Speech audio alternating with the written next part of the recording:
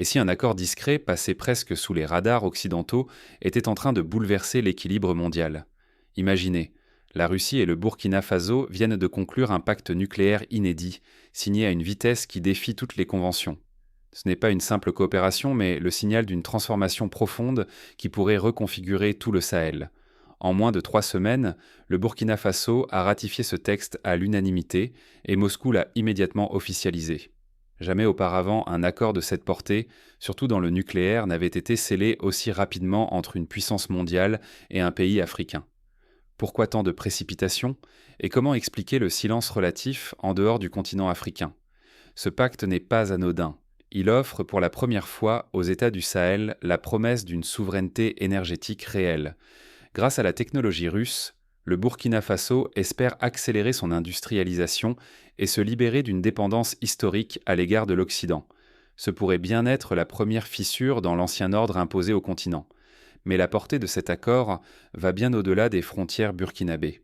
Si ce modèle s'étend à d'autres pays sahéliens, c'est toute l'architecture géopolitique régionale et peut-être mondiale qui pourrait vaciller.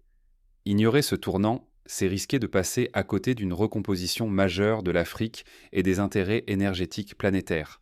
Alors comment une telle alliance a-t-elle pu voir le jour si vite?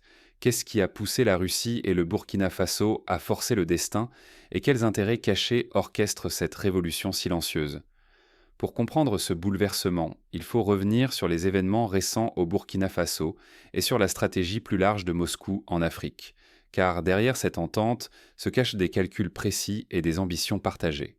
Pourquoi le Sahel et pourquoi maintenant? En quelques mois, la région a été secouée par une série d'accords spectaculaires. La Russie a multiplié les alliances stratégiques avec le Mali, le Niger et surtout le Burkina Faso, signant à un rythme jamais vu. Ce n'est plus le temps des simples poignées de main. Derrière chaque photo officielle, des commissions intergouvernementales robustes voient dans le jour, encadrées par des accords juridiques stricts. Ces structures verrouillent la coopération sur l'énergie, la sécurité, l'industrie et même la formation scientifique. Prenons l'exemple du Mali.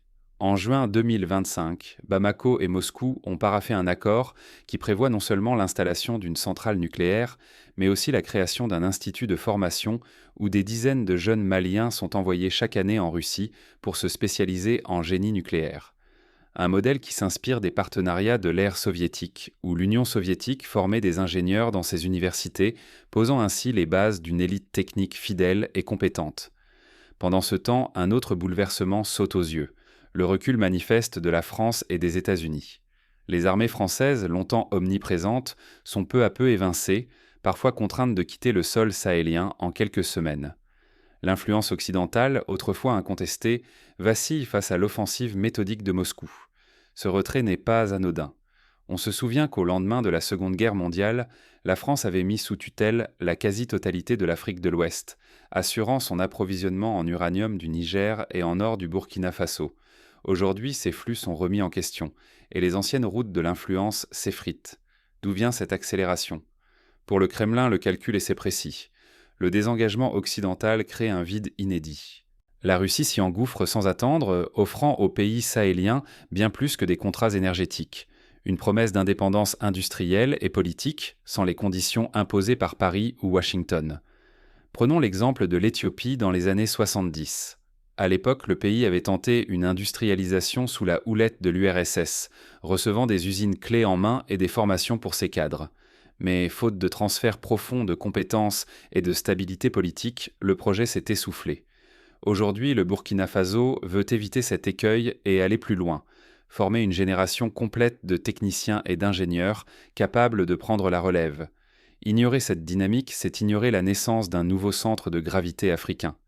Les dirigeants du Sahel voient dans ces accords la chance de sécuriser leurs ressources, d'accéder enfin à l'électricité et de jeter les bases d'un développement autonome.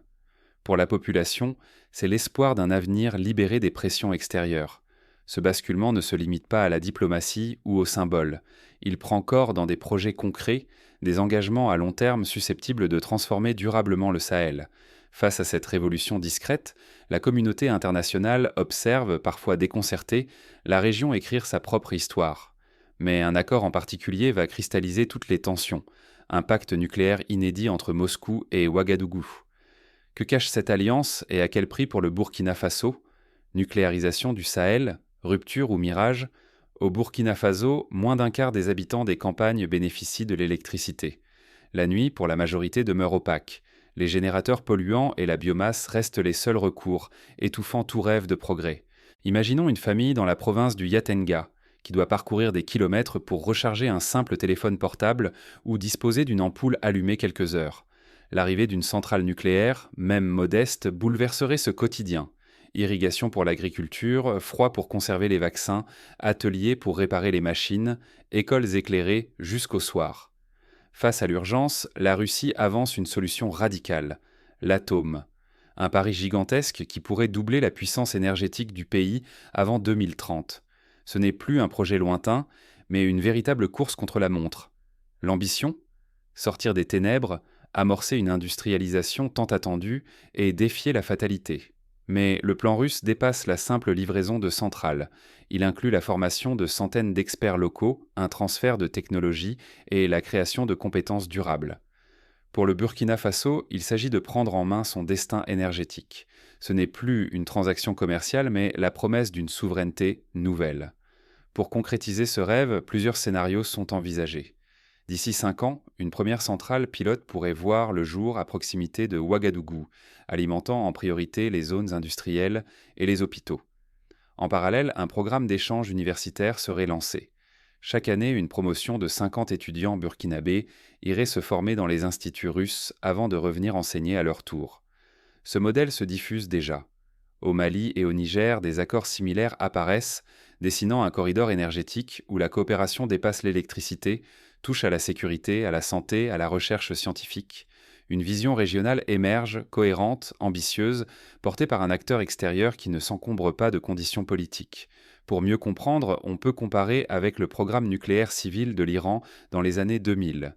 Ce pays avait sollicité l'aide russe pour construire la centrale de Boucher, mais avait imposé une formation massive de son propre personnel, anticipant une autonomie progressive malgré les pressions internationales. Cette stratégie, bien que semée d'embûches, a permis à Téhéran de conserver la maîtrise sur ses installations. Le risque pourtant reste colossal. Si la transition échoue, la région risque de rester prisonnière de la pauvreté énergétique et du sous-développement. Mais si le pari réussit, c'est la porte ouverte vers la modernité, l'indépendance et une nouvelle puissance sur la scène africaine. Entre mirage et révolution, le Sahel joue son avenir. Mais derrière l'atome, quel prix réel pour les pays du Sahel? Le rêve d'indépendance énergétique cache-t-il d'autres dépendances à venir?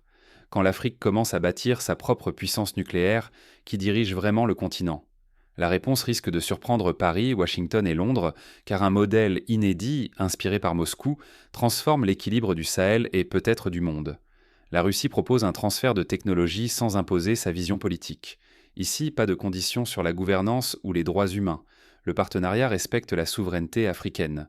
Pour le Burkina Faso, le Mali ou le Niger, cela signifie pouvoir choisir leur propre voie énergétique, tout en accédant à une expertise nucléaire de pointe. Mais le bouleversement ne s'arrête pas là. Les États du Sahel décident aussi de conserver leur or sur place, constituant des réserves nationales au lieu d'expédier tout vers la City. Cette décision renforce la monnaie locale, stabilise les finances et limite la dépendance aux marchés occidentaux, souvent imprévisibles et dominés par d'autres intérêts. Prenons l'exemple du Ghana, qui a longtemps exporté la quasi-totalité de son or sans jamais en voir les retombées directes sur son économie locale. Aujourd'hui, le Burkina Faso choisit une voie différente. Stocker une partie du métal jaune dans ses coffres, créer une banque centrale régionale forte et asseoir sa monnaie sur des actifs tangibles. Face à cette nouvelle dynamique, l'Occident perd sa position dominante. L'Afrique, longtemps cantonnée au rôle de simple exportatrice et bénéficiaire d'aide, affirme maintenant ses propres règles. Elle négocie ses partenariats, défend ses ressources et n'hésite plus à imposer ses conditions. Cependant, cette indépendance nouvelle a un prix. Miser sur la technologie russe, c'est aussi accepter une dépendance technique. Formation des ingénieurs, maintenance des centrales, fourniture du combustible, Moscou garde l'ascendant sur des aspects clés. Pourtant, pour la première fois, les pays africains contrôlent réellement leurs infrastructures, de l'extraction minière à la production d'énergie. Un parallèle historique peut être tracé avec l'Inde, qui dans les années 70 a su s'émanciper de l'aide occidentale en développant son propre parc nucléaire tout en s'appuyant sur l'expertise soviétique. Mais l'élément déterminant fut la montée en compétence de ces ingénieurs nationaux, qui ont su s'approprier et adapter les technologies importées. L'enjeu est colossal. Il s'agit de l'avenir économique, politique et stratégique du Sahel, mais aussi d'un possible rééquilibrage mondial de l'énergie. Si cette stratégie réussit, elle pourrait ouvrir la voie à d'autres régions, remettant en cause l'ordre hérité de la colonisation. Mais ce pari audacieux n'est pas à l'abri des turbulences, car le jeu d'influence autour du nucléaire africain ne fait que commencer. Peut-on acheter son indépendance ou faut-il la bâtir patiemment, pierre après pierre, par la volonté de celles et ceux qui en rêvent?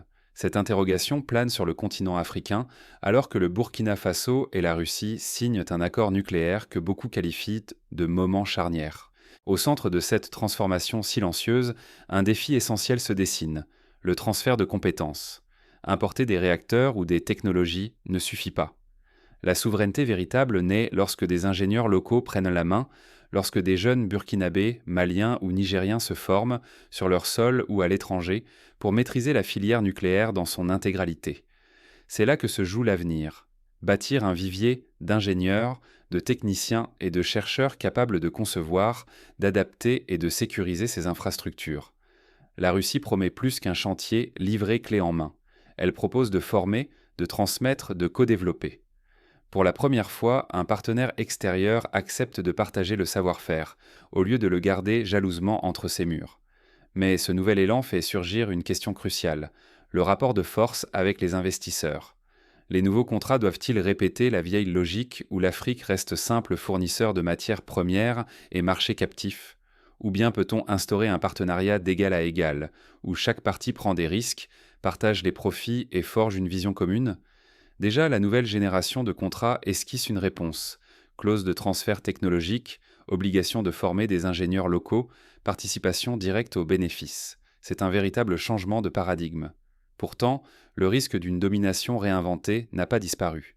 Si le rapport de force reste déséquilibré, la dépendance ne fera que changer de visage, moins occidental mais toujours extérieur. En définitive, la souveraineté ne s'annonce pas, elle se constate. L'indicateur qui ne ment jamais, c'est le degré d'industrialisation et d'électrification atteint. Tant que l'Afrique ne produira pas elle-même son électricité, son acier, ses véhicules, elle restera vulnérable. Le nucléaire ouvre une brèche sans précédent.